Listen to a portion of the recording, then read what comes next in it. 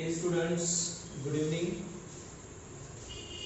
Mathematical logic इस lesson का last exercise अब हम शुरू कर रहे हैं। ये जो लास्ट एक्सरसाइज है, इस लास्ट एक्सरसाइज में क्वेश्चन नंबर फर्स्ट हम देखते हैं।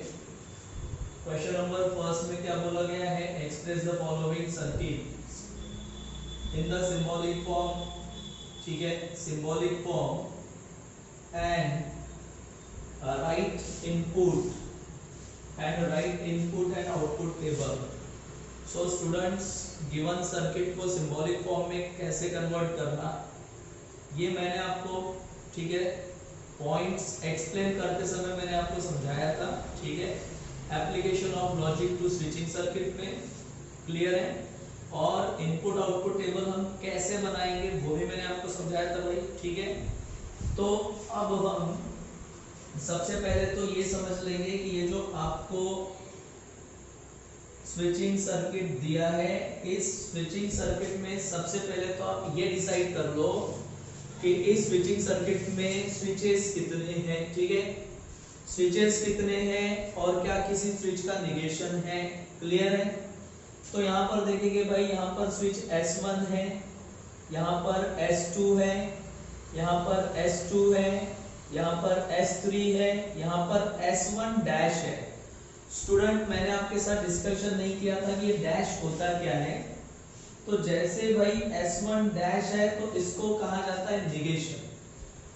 जहां पर डैश आ गया भाई वो क्या हो जाएगा, हमारे लिए निगेशन हो जाएगा। तो S1 डैश, अगर हमने S1 स्विच के लिए P स्टेटमेंट लिया तो ऑब्वियसली S1 डैश इसका मतलब हो जाएगा निगेशन ऑफ P। क्या हो जाएगा? Negation of P। Okay, clear है स्टूडेंट्स। तो सर्किट में, स्विचिंग सर्किट में जहां पर भी डैश आया, डैश आना इसका मतलब निगेशन होता है, ठीक है, क्लियर है। सो अब हमने ये ऑब्जर्व कर लिया कि ये जो स्विचिंग सर्किट है इसमें स्विचेस S1 है, S2 है, S3 है और S1 का निगेशन भी है।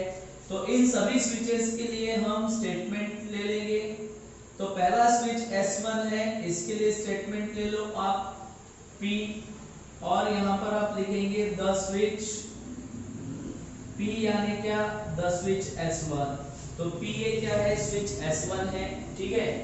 ऑब्वियसली यहाँ पर S1 का डैश भी है, तो S1 का डैश है यानी इसका निगेशन है। तो यहाँ पर हम लेंगे निगेशन ऑफ P, इसका मतलब द स्विच, ठीक है, द स्विच S1 डैश हो गया भाई, ठीक है। देन उसके बाद, ठीक है, सेकेंड स्टेटमेंट हम लेंगे Q, और Q स्टेटमेंट लेंगे हम, ठीक है, स्विच S2 के लिए। तो यहाँ पर लिखेंगे हम द स्विच S2। उसके बाद लेंगे हम, ठीक है, स्टेटमेंट R, और स्टेटमेंट R भाई रहेगा किसके लिए, द स्विच, ठीक है, द स्विच किसके लिए रहेगा, S3 के लिए रहेगा। क्लियर है स्टूडेंट्स, स्विच S3 के लिए रहेगा। कोई प्रॉब्लम, कोई कंफ्यूजन? Okay, clear. देन उसके बाद आप ध्यान देंगे, जैसे आपने सभी स्विचेस को लेट कर लिया, पहले आपको ऑब्जर्व करना है कितने स्विचेस है, किसका निगेशन है, और फिर उसके बाद आपको स्टेटमेंट्स, हर एक स्विच के लिए एक अलग स्टेटमेंट लेट करना है। तो S1 के लिए P, S2 के लिए Q, S3 के लिए R, और ये S1 का डैश है, इसका मतलब निगेशन ऑफ P हो जाएगा, ठीक है। क्या हो जाएगा? निगेशन ऑफ P, क्लियर है। अब इसका हम, ठीक है, सिंबॉलिक फॉर्म लिखेंगे, ठीक है, द गिवन स्विच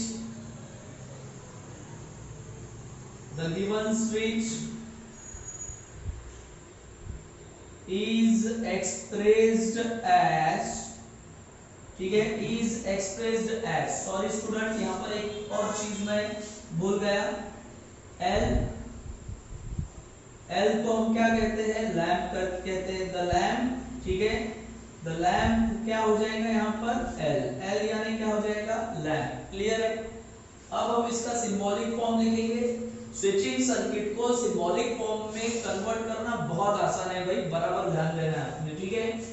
देखो स्टूडेंट्स, S1 है, इसकी जगह P लिखो, S2 है, इसकी जगह Q लिखेंगे, और दोनों पैरेलल है, पैरेलल। मैंने इसके पहले वाले लेक्चर में बताया था, पैरेलल इसका मतलब होता है डिसजंक्शन, तो इसका मतलब ये है P डिसजंक्शन Q।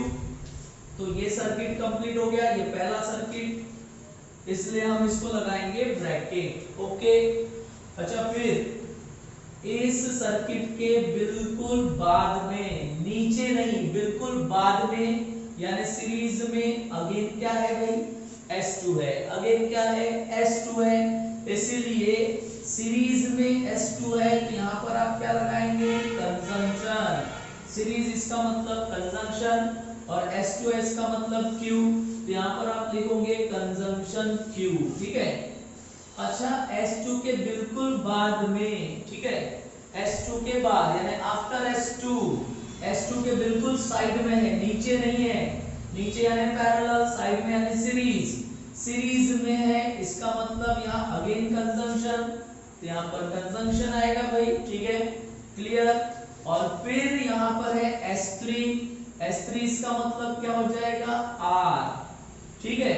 अच्छा, S1 डैश इसका मतलब क्या हो जाएगा, निगेशन ऑफ P, क्या हो जाएगा, निगेशन ऑफ P, और दोनों पैरेलल है, दोनों पैरेलल, इसका मतलब क्या आएगा भाई, डिसजंक्शन, यानी यहां पर आएगा R डिसजंक्शन, निगेशन ऑफ, ठीक है, निगेशन ऑफ क्या जाएगा, P। तो भाई ये हो गया आपका सिंबॉलिक फॉर्म, ठीक है, क्लियर स्टूडेंट। तो आपको ये समझ में आ गया कि जो स्विचिंग सर्किट है, उस स्विचिंग सर्किट को हम सिंबॉलिक फॉर्म में कैसे कन्वर्ट करेंगे, ठीक है। सिंबॉलिक फॉर्म में हम इसको कैसे कन्वर्ट कर सकते हैं, ये मैंने आपको समझाकर बता दिया। अब आपको इसका क्या ड्रॉ करना पड़ेगा भाई, इनपुट आउटपुट टेबल। तो अब हम इनपुट आउटपुट टेबल ड्रॉ करते हैं, ठीक है। इनपुट आउटपुट टेबल के लिए सिंबॉलिक फॉर्म आपके पास होना चाहिए, ठीक है।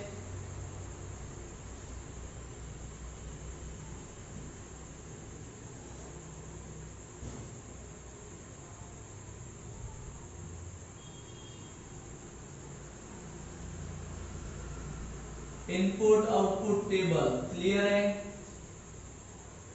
इनपुट आउटपुट टेबल फॉर्म करेंगे हम। अब इसका सिंबॉलिक फॉर्म में यहां पर लिख लेता हूं, P डिसजंक्शन Q, क्लियर है, conjunction Q conjunction, R disjunction, negation of P, okay students. तो ये इस सिंबॉलिक फॉर्म के लिए, इस स्टेटमेंट पैटर्न के लिए अब आपको इनपुट आउटपुट टेबल बनाना है। इसके पहले भी मैंने आपको टेबल्स कैसे फॉर्म करना वो समझाया था, ठीक है, बराबर ध्यान देंगे हम। पहले तो हम इनपुट आउटपुट टेबल के लिए कॉलम प्रिपेयर कर लेंगे। तो पहले तो आपको कॉलम्स बना लेने हैं, क्लियर है। कॉलम्स बनाएंगे तो ये चेक करो कि पहले तो कितने स्टेटमेंट्स हैं, ठीक है, कितने स्टेटमेंट्स हैं वो चेक कर लो। स्टेटमेंट्स चेक करने के बाद आप ये चेक करेंगे कि भाई किसी स्टेटमेंट का निगेशन है क्या, किसी स्टेटमेंट का निगेशन है क्या, ये चेक कर लेंगे, क्लियर है, ठीक है, ध्यान दो, ठीक है। मैंने आपको क्या कहा, पहले चेक कर लो स्टेटमेंट पैटर्न में कितने स्टेटमेंट है और किसी का निगेशन है क्या। जैसे यहाँ पर P स्टेटमेंट है, Q स्टेटमेंट है और R स्टेटमेंट है, लेकिन साथ ही साथ देखो निगेशन ऑफ P है, तो यहाँ पर निगेशन ऑफ P, क्लियर है। तो हमने निगेशन ऑफ P के लिए भी कॉलम बना लिया। और जब मैंने आपको बताया था आप ट्रूथ टेबल्स कैसे बनाएंगे, तो ट्रूथ टेबल्स बनाते समय आपको लेफ्ट से किधर जाना पड़ता है भाई, लेफ्ट से आप किधर जाएंगे, राइट की तरफ जाएंगे। लेफ्ट से आप कहां जाएंगे, राइट के तरफ जाएंगे, ठीक है।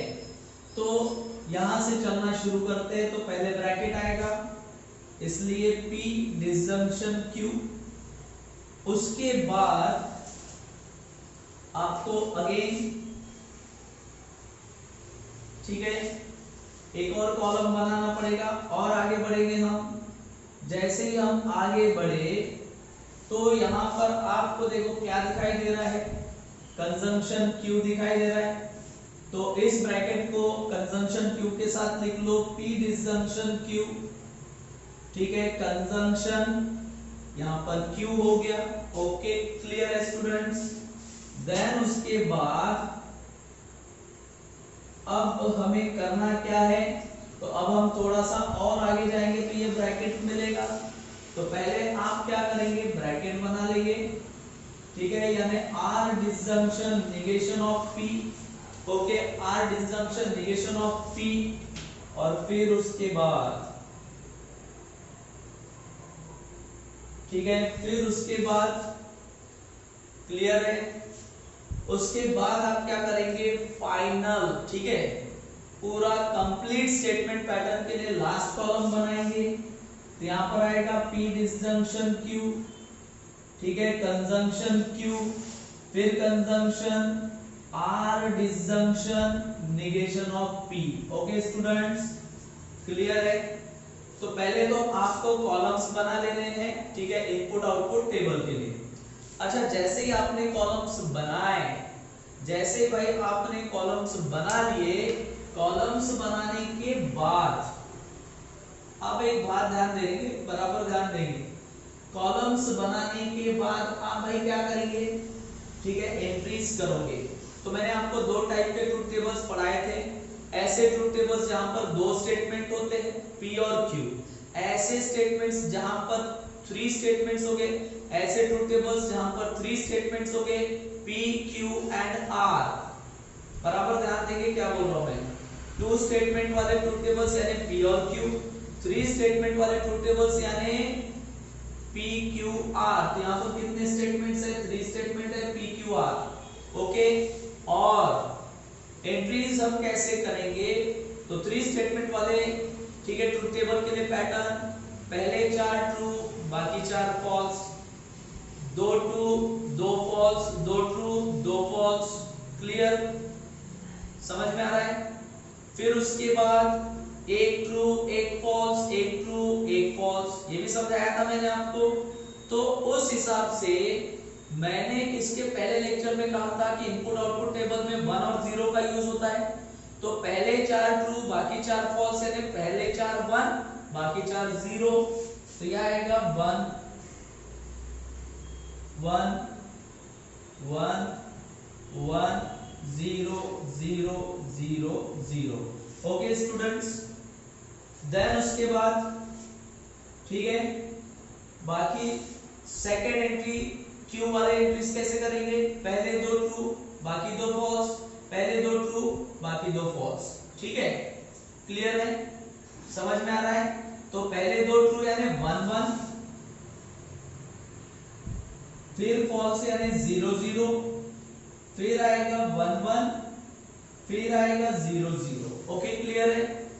अच्छा, फिर R के लिए 1 ट्रू 1 फॉल्स, 1 ट्रू 1 फॉल्स, यानी 1 0 1 0 1 0 1 0। ओके, क्लियर है students. Then negation of P, negation of P भाई यानी P का अपोजिट लिखो, P का अपोजिट लिखो तो 1 का अपोजिट 0 0 0 0, 0 का अपोजिट 1 1 1 1। क्लियर है स्टूडेंट्स, ठीक है। अब हम आते हैं P डिसजंक्शन Q। तो P डिसजंक्शन Q यानी कॉलम कौन सा देखेंगे, P और Q वाला। और डिसजंक्शन है तो रूल मैंने बताया था आपको, रूल क्या बताया था, डिसजंक्शन के लिए फॉल्स फॉल्स फॉल्स, बाकी सब ट्रू, फॉल्स फॉल्स फॉल्स, बाकी सब ट्रू, यानी 0 0 0 बाकी सब 1। तो देख लो, चेक करते हैं, यहां पर 0 0 कहां पर है भैया, ये देखो यहाँ पर 0 0 0 0, तो 0 0 0 हो जाएगा। बाकी भी चेक कर लो कहीं 0 0 है क्या, नहीं है, इसलिए बाकी सभी क्या हो जाएंगे 1 1 1 1, और ये भी आ जाएगा 1। क्लियर है? अच्छा, देन उसके बाद इस कॉलम को कैसे बनाएंगे? ठीक है, तो इसका कंजम्पशन है Q के साथ, तो कहां पर है Q, तो देख लो इसका कंजम्पशन है Q के साथ, यहां पर है। अच्छा देखो, पहले P डिसजंक्शन Q है, बाद में ठीक है कंजम्पशन Q है, यानी आपको डायरेक्शन ऐसा रखना पड़ेगा, right to left entry check करनी पड़ेगी, right to left entry check करनी पड़ेगी, और दोनों के बीच में कंजम्पशन वाला ठीक है साइन है, तो कंजम्पशन वाला रूल ट्रू ट्रू ट्रू बाकी सब फॉल्स, यानी ट्रू ट्रू ट्रू बाकी सब फॉल्स, यानी 1 1 1 तो बाकी सब 0, तो 1 1 चेक करो, कहां चेक करूंगा मैं, यहां पर 1 1, उल्टा चेक करेंगे हम 1 1 1 1, और देख लो 1 1 कहीं है क्या, यहां पर भी है 1 1 1 हो गया, 1 1 1 हो गया, ठीक है, तो बाकी सब 0 हो जाएंगे। तो भाई यहाँ पर 0 आया, यहाँ पर 0 आया, यहाँ पर 0 आया, यहाँ पर 0 आएगा। क्लियर है स्टूडेंट्स? देन उसके बाद R disjunction negation of P, R disjunction negation of P, यानी किसको देखो, ये R disjunction negation P, disjunction है R और निगेशन P को देखना है। डिसजंक्शन यानी फॉल्स फॉल्स फॉल्स बाकी सब ट्रू, फॉल्स फॉल्स फॉल्स बाकी सब ट्रू, तो फॉल्स फॉल्स यानी 0 0, देखो ये देखो भाई 0 0 है क्या, 0 0 यहां पर भी दिख रहा है, 0 0 0 हो जाएगा, अगेन 0 0 0 हो जाएगा। क्लियर है?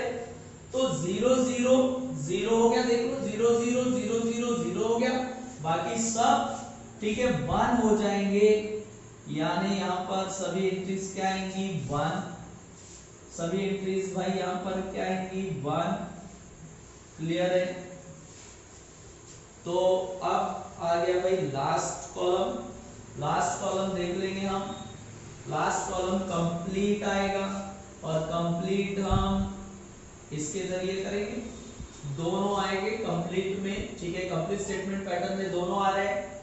अब देख लो इन दोनों के बीच में कंजम्पशन का साइन है क्या, कंजम्पशन देख लो, कंजम्पशन यानी क्या होता है भाई, कंजम्पशन इसका मतलब ट्रू ट्रू ट्रू बाकी सब फॉल्स, तो ट्रू ट्रू यानी 1 1 1 हो गया, फिर ट्रू ट्रू यानी 1 1 1 हो गया, फिर ट्रू ट्रू यानी 1 1 1 हो गया, ओके, और बाकी सब फॉल्स यानी बाकी सब भाई 0 हो जाएंगे, ये भी 0 ये भी 0 ये भी 0, ये दोनों क्या हो जाएंगे 0 हो जाएंगे।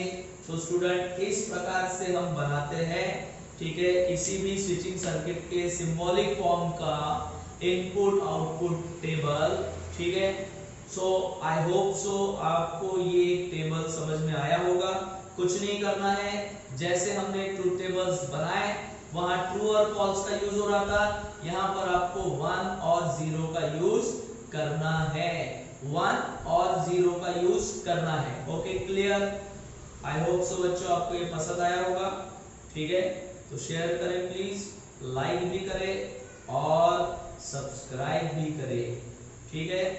सो आई एम फ्रॉम, ठीक है, I am GK from achiever study point, ठीक है, बाय।